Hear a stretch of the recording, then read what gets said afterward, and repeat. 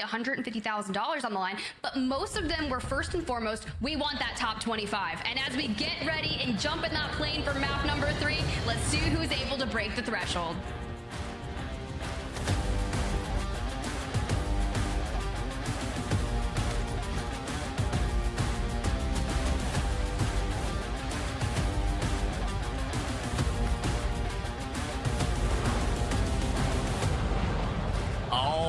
Tiff, map number 3 about to be underway. Reflections, and you said it perfectly. This is the make or break moment to start vying for the top 25 and of course the $150,000. You know who's at 25th, by the way?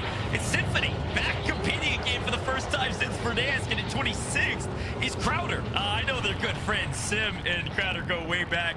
They're close, but they're fighting for the top 25 spots. Maybe they'll both make it. Only time will tell. Map number 3 is here, and this will put us at the halfway mark when we finish it. And I gotta talk for just a second about the teams at the top as we see a lot of these squads dropping in. Vonbot, Nofo, Donkey, my team to watch, continuing forward. They've been playing with a maximum amount of consistency, have found their way to the final circle twice now, going second nearly every single time. These guys, yes, you may not know them, but Tiff, they've been here before. 11th overall in the World Series of Warzone in a finals last year, 9th in the finals of the CDLR Fortune's Keep. So they've been here before, and let's just see if they can do it again. That's what we want. We want some consistency, and they only got about 16 points out of game number 2, which is slightly below the threshold that we were talking about, right? For first place, right? It meets the threshold for the top 25 average per game, and something that would be good for our teams that are maybe outside the top 25 is if you have one good game north of 20 points, there is a good likelihood that you will find yourselves within the top 25. But as we see, our teams are making their way in. Ebates and Co right there. We were asking, hey, what are some of those drop spots that you are looking on dependent upon where that zone pool is? And as you can see, it encompassed the large majority of Al Mazrah. So likelihood they're heading over to Seraph Bay, and Huskerrs, Summon, and Irrational, they're trying to get that early in-game action. They want to pick up the eliminations and the cash from those registers. Can I just quickly shout out that I just saw the kill feed? I think it was Karma drop a full team wipe on Crowder, Receive, and Classic with 1 precision airstrike. Shout out to Karma. This time around, not getting wiped early, finding a full team wipe with 1 airstrike. But let's just retune into the action here. We mentioned this team before. They're in a tough fight, but likely are going to be able to dunk on this squad down below. Now they're split, so you got to be careful. Timmy Toucans. No, not Timmy, the Tap Man. This is Timmy Toucans. These guys are TikTok feeds. They make incredible content, but don't get it twisted. They can slay out, but Chronicle, Sitrep, and Santu are some of those players that are trying to prove themselves. They've been doing this for a long time. This is their opportunity to do so. I always see these guys typing under people's, looking for teammates' answers. They've decided to come together and say, okay, let's work together and see if we can prove ourselves as a team rather than having to play someone's third. Yeah, and this is where you're still having the ground loot. You're just looking for maybe an angle, but Sitrep, they're going to push the issue. They parachute over to the roof, trying to get a little mixy. And we talk about aggression. This is how you do it. You still have your gulag available. Now, granted, you cannot bank on that because you're facing off against some of the most gnarly players in the Warzone scene, but this is where they want to make the plays happen. Can they find one? No, just peppering as they call in that portable buy. Nice and slow. Take these higher percentage gunfights. Don't have to push too aggressively. We're going to make sure that we take fights that we know can win. Well, Sandu's not going to win that one, and maybe I spoke too soon. That's a full team wipe, and I don't think we lose a single person if we're Timmy Toucan Sam. I'm impressed. They played it well. They played each other's angles. But speaking of a team that's been playing well, and to be honest, it's not because they've been playing each other's angles. It's because Mr. Daft has been shotgunning everybody they can find their hands on. Jade advised Mr. Daft last alive. This time, they may not get the better of their opponents. Rat strat. No, see you later. See you later. Oh boy, I'll cut on over to Rodrigo before jumping back to Dr. Drummer. A drill charge incoming is going to force them from the building, but a well-timed smoke will give them that cover and the retreat ability that they need to maybe reassess this fight, because you're going up against Biffle and Clamp, and one of your teammates is already down, so the numbers are not in your favor. They're just looking to put the finishing touch onto the masterpiece and send you to the gulag just like that. 49 squads, so we're down 1 team only here, and map number 3. I'm telling you, Scum and Unrational and Huskerrs cannot catch a break. Array's IQ right on the other side, and they've got Scum in a pinch. This is a must-survive situation if you don't want to burn your gulags early. We've already lost 2 teams, Tiff, already this early into map 3. Seems like a fairly hyper-aggressive start from a lot of these squads, likely near the bottom of the leaderboard, might I add. They're saying, hey, we got to get a move, and we got to get a move on quick. Let's play aggressive. Maybe they're the team that got dropped early because they're playing a bit too aggressive. Only time will tell. Here's Biffle and Clamp on the high ground, missing 1, but not too much worried about it. The question is, where is Sage? And not anywhere nearby, so they've got they don't have a player advantage, but they do have a nice piece of cover here to play patient.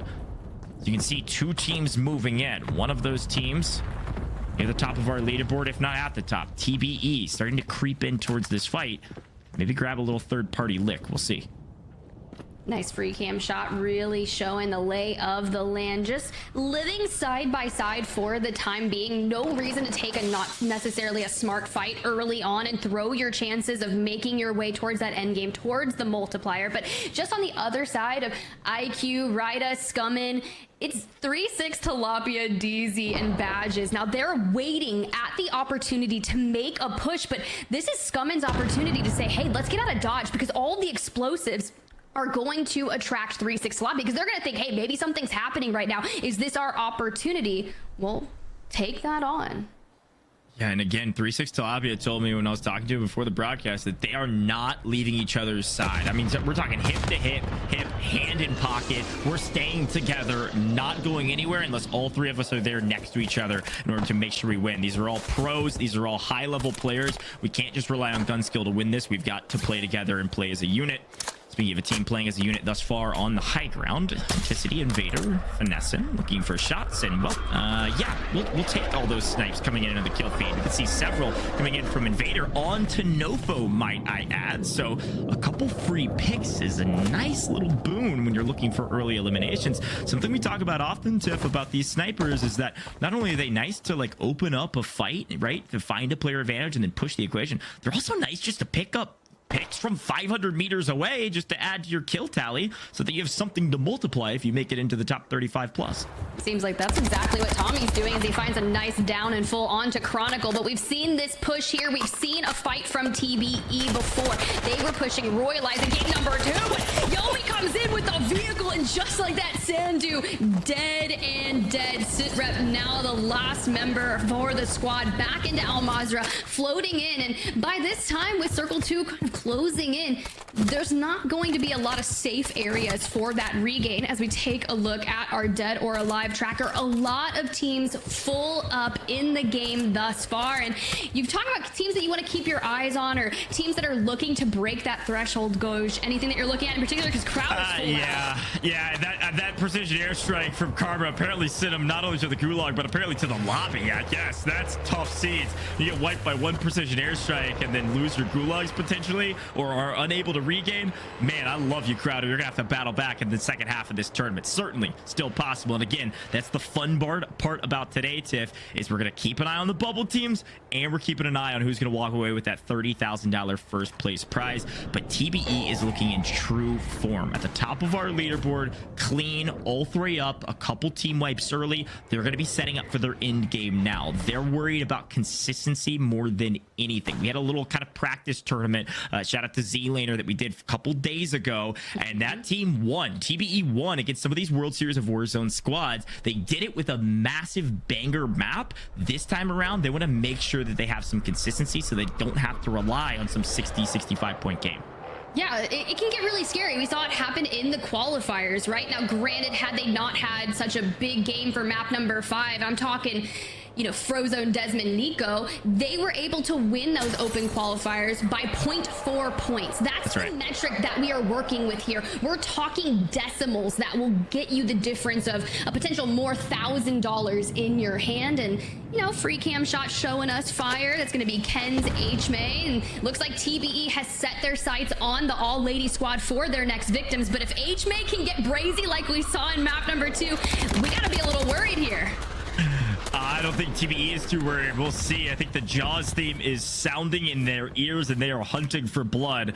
looking for their first entry point. They've split slightly, and there's one. H-Made down. Noob's in a bit of trouble, but he's going to be able to get out because they are playing cover.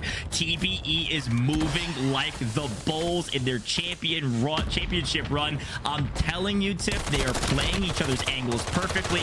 They're winning their ones. Allman goes down. Guess who's there to follow up? It's Noobs, and Tommy's all the way on the other side, playing the long angle where he knows Kins is at. Flawlessly executed. I believe our Sharks have found their prey. That's really solid. It's textbook, honestly, because you have Ken's anchoring for H-May and Chrissy, Tommy anchoring for Noobs and Allman, but when your duo wins out against the other duo, it's now time to get out with your life. But if there's anything I know about TBE, they're going to look to clean that up fully, and Ken's really has her work cut out for her. But let's jump on over Colony, Track, Waldo. I had a section on my notes where I was talking about who could potentially be a dark horse, a force to be reckoned with, and Waldo was one of the players that I was actually looking more into. In last NA World Series of Warzone, game number 5, he had the most damage, not only for one game, but it was from the entirety of games 1 through 5. Right. 5,941. So let's keep your eyes on that team. That's a lot of damage, Tiff.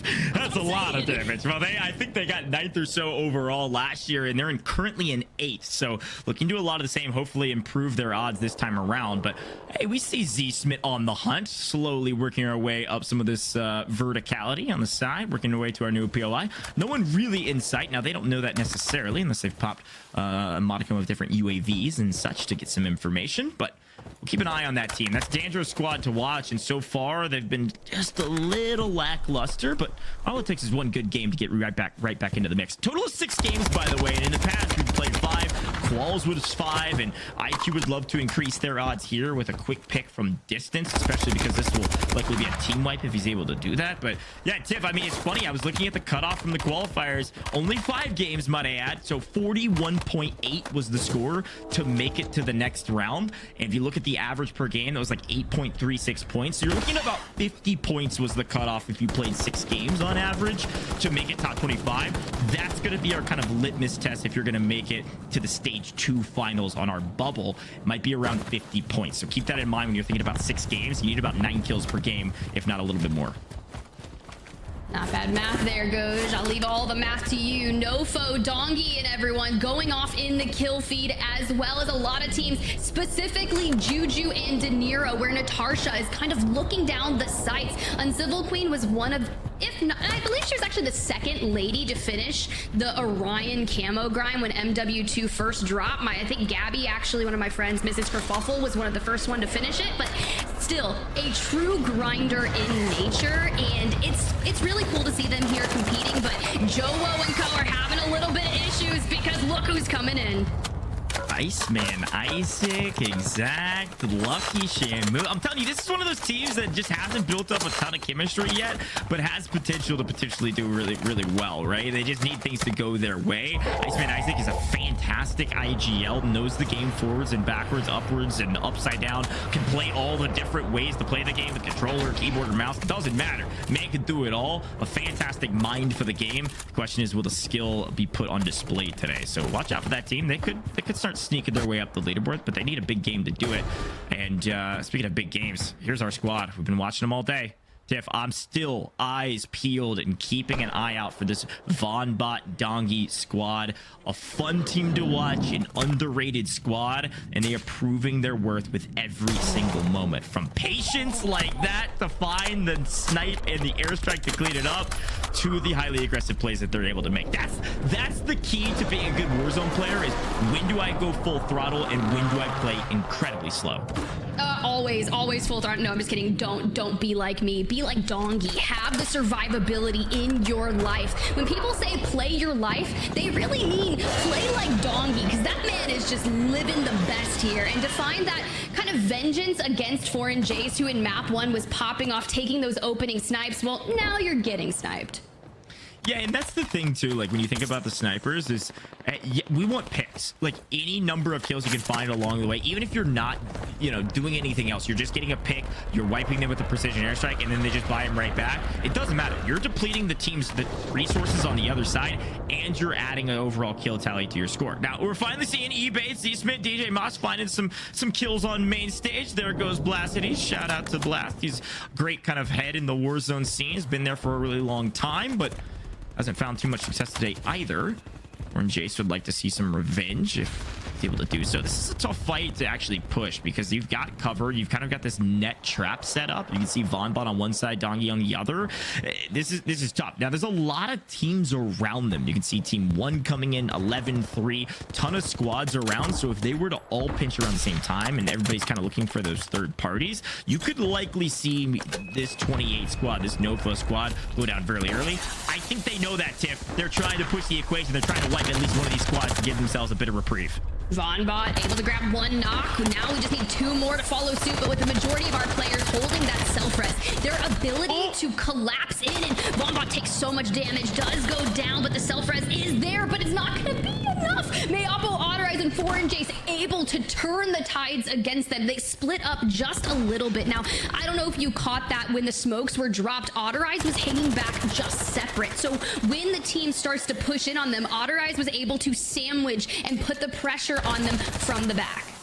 Taking a look at some of these. Joewo, Breadman, Limac still not able to get anything going in this map. Now, they were near the top of the leaderboard overall, so it's a big loss on their side. They were top 5 going into this map. There's a massive runway for a ton of other teams underneath them to catch up and surpass. So Joewo would love to see a massive map number 4. Someone we want to keep our eyes on next map to have a bit of chip on their shoulders to make sure they stay at the top of the leaderboard, Tiff.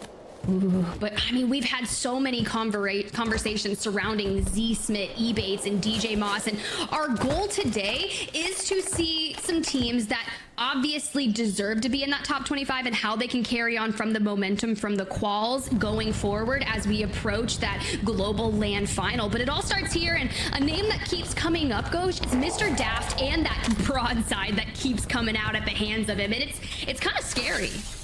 It is scary. I mean, that's why you have to play these fights correctly with it. Like, you can't just take it out into the open and expect to find any eliminations. You got to play very close range encounter gunfights, which does restrict your movement a little bit, right? You have to play buildings. You have to play cover. And, oh, hello, there's one on the ground. Locksteel, did you expect that? Guess what, Tiff? It doesn't matter. They play trades constantly. This team is at the top for the reason. They said we're ego-chowing everything. They ego it. They play the trades. They get it. Hey, I see some broadsides on the other side. Huskerrs on Rational Scumming. We got shotguns in hand trying to take down TBE. We got fire shotties and a little bit of a cheeky line of shots through noobs and a door. And hey, sometimes you got to do what you got to do. Huskerrs, Scummin, and Rational haven't really had the best first 2 maps, so they're looking to do something here. And TBE sitting at 56.8 points, just about 8 points ahead of the second place team. They need to keep that momentum moving forward. But Huskerrs and Unrational, they have to put a stop to it if they want to make a play for the top. This is a big moment for everyone in this tournament. If TBE falls here, and they've already spent their gulags, which I'm not sure whether or not they've had, this is a potential to open up the top of this leaderboard. So keep an eye out for TBE. Now, hello. I think we've got some fish in the water, sharks or otherwise. Team Juju is hanging out here, swimming along. I love that with our Codcaster abilities, we can actually see the people in the water, because you sure know the players can. Noobs flying back in, taking that ultimate high ground. Drill charges, trying to force the issue on Sage. He's going to lose plates, and he does go down and not able to get the self-res off just yet, but we're hoping that he's able to stick it. But he's in enemy territory, and Sage trying to make something happen while Biffle tries to lay down the cover, but I don't think it's going to be enough.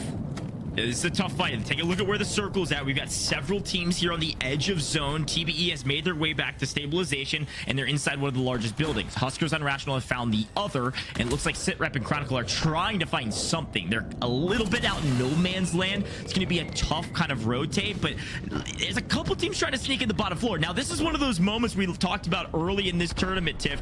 Verticality is everything. There's going to be some serious layer cake action going into the final couple circles if this persists. Now, Foreign Jace being hunted by the squad on your screen. I know the pulse checks keeping an eye on Biffle. They really want to see Biffle fry out, but Locksteel, Juju, Danera doing a lot of frying in their own right.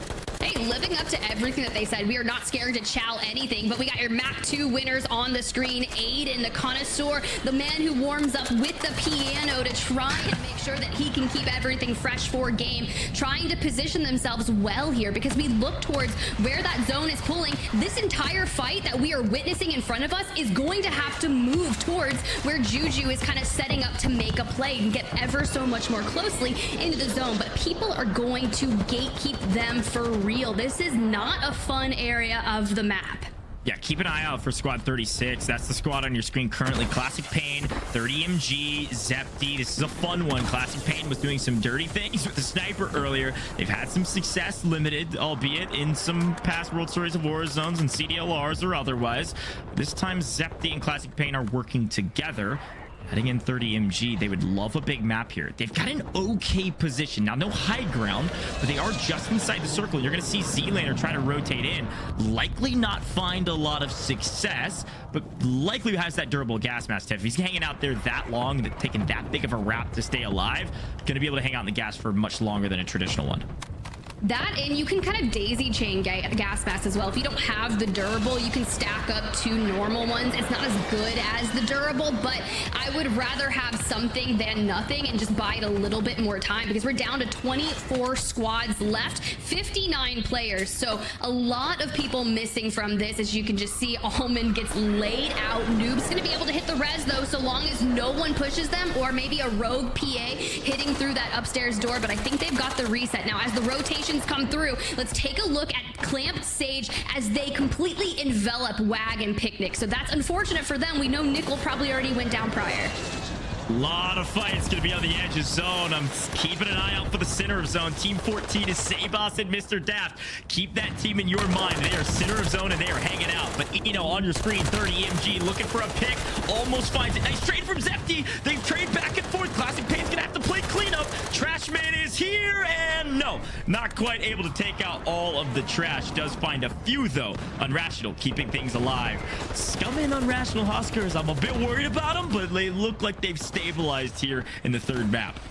TBE prioritizing the rotation, currently holding out Smixy, flanked and Attract right now. And I've seen Attract do some disgusting things in CDLR. He's sending people back to the Shadow Realm, sniping on rooftops. So expect a lot of things there, as Mutex Brawlic is actually going to be them as well in the same vicinity. But look, you've got all the lines of sight. Aydan was dropped earlier. Adrian's trying to get picked up. Brawlic goes down. We're talking about the Chaos Gauge, and it's happening. Zlaner's squad is still in the middle of circle as well. That's team 13 on your mini map. They're going to be hanging out, likely floating in the air if they're not on the ground. You can see them probably on that mini map circling around. Look at this layer cake action. JC, baby, Oakboy trying to take the low ground. T-Dub's trying to stay alive. You've got Mr. Daft. That's the team I said watch out for. They've been playing this building for a very long time, and you know they've got that KV broadside looking for a few shotgun picks. This is going to be a battle here in the final moments. 16 squads still alive as we are going into what will be shortly the 8th circle. And if you've got drill charges, you might find 5 or 6 eliminations in this building. You're talking about what they have, but you're missing on what they don't. There's no plates. They have no utility in that form. So now as that team mushes in, IQ, Arrays, they're sitting outside this building waiting to third party, and that's exactly what they do. This should be giving them the ability to clean up everything. But Sebastian gonna fall down, but it's Mr. Daft and a KV broadside ready to make havoc happen. But TBE able to get in and start really getting mixy as that zone starts to shift. They're going to be at the forefront of it. It does not matter what place TBE gets at this point. They have a sizable multiplier and they have a ton of kills. This is another big game for TBE, likely solidifying them still at the top of the leaderboard. But who's going to win this? IQ squad went in early and they're reaping kills because of it. Watch that rotation. Team 37 is hanging out in the zone, finding eliminations. Noob's in trouble. Tommy's out. Almond last alive, and he's going to continue to rotate to this next zone, trying to find as many eliminations as possible. Has the lowest on his team because we've been playing setup, If he can find 3 or 4 here, he's going to be feeling amazing. Unfortunately, gets sniped from behind. You're likely going to see the end of TBE, but they made it to top 10. They made it into large multipliers. They had a ton of kills. Great map for them. Now let's focus in on Zsmith on the edge, and here's the team that I said rotated first. IQ, Arrays, Ryda. Little bit underrated. You might know them from content creation. You might know them from early Verdansk. IQ and Arrays have been playing together for a long time, and they are reaping with the early rotate, Tiff. But they're looking down the barrels at Zsmith, and if there was ever a time to clutch up for Zsmith, it would be now. But you're standing against a duo between Ryda and IQ, and they're utilizing the smokes to snake around behind you, but Zsmith does have that cover. They're going to sniff out Empathy, flying in late, trying to hide behind the billboard. It's not going to be enough, but with this open area, IQ is going to take the fight to Zsmith. He does go down, and just like that, eliminated. But that's not a full wipe onto them. So my question is, where is the remaining player from that team if they're still in the lobby? We're down to 5 teams. There he is. 8 players. There he is, little E-Bates over there, ratting away, grabbing a pistol kill. And I was about to say, we got some floaters, Tiff. Somebody look to the skies. Somebody find the ducks. Where's my Super Nintendo? I'm excited for this one. We are not duck hunting. Here goes. No, let's do it for real, though. IQ now has the building. He's going to come out, shift his way towards the left through the zone. Huskerrs and Scum, and they're in the mix. Mainframe is done and dusted. DJ finally hits the ground, gets eliminated, and just like that, we have our victors. Talk about a way to finish the map. The early rotation pays off. The question is, how many kills? IQ, Arrays, Ryda came in swinging in the late game, finding a majority of their eliminations in the final 2 circles, and it was done probably with durable gas mask, and very much so done by early rotations. I saw their little 37 team way over into the red zone early, Tiff, when that moving zone started, and they set up for success and likely found near double-digit elims in the final.